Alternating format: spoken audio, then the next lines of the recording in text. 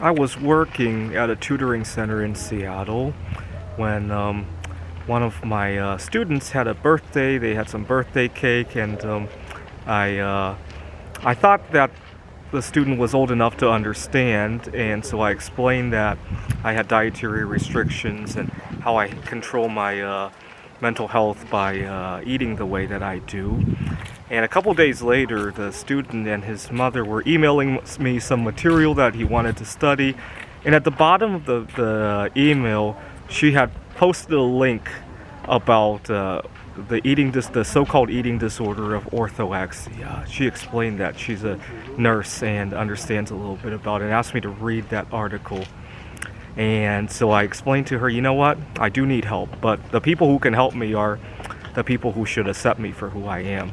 And I pointed out that up until a few hundred years ago, everybody had orthorexia under the definition of what she said, because processed foods hadn't been invented yet, right? It was either orthorexia or die, right? And she acknowledged that, but she says we need to be more social in this world. Well, what is that?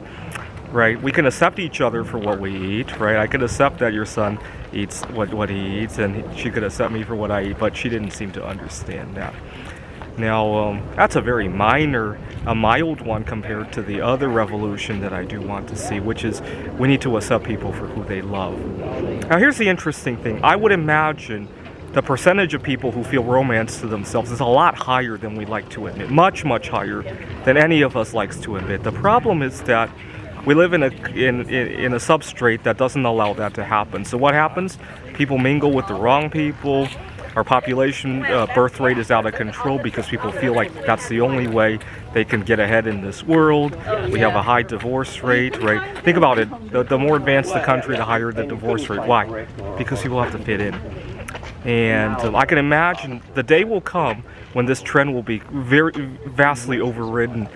So people will start to come out as a solosexual. It will encourage more people to come out because they will be accepted for who they are. We have a mass explosion of, I call it a solosexual revolution. Now, in my mind, I've played out this scenario a few times. I can just imagine this huge worldwide block party that suddenly breaks out spontaneously, because as more people come out, more people will come out.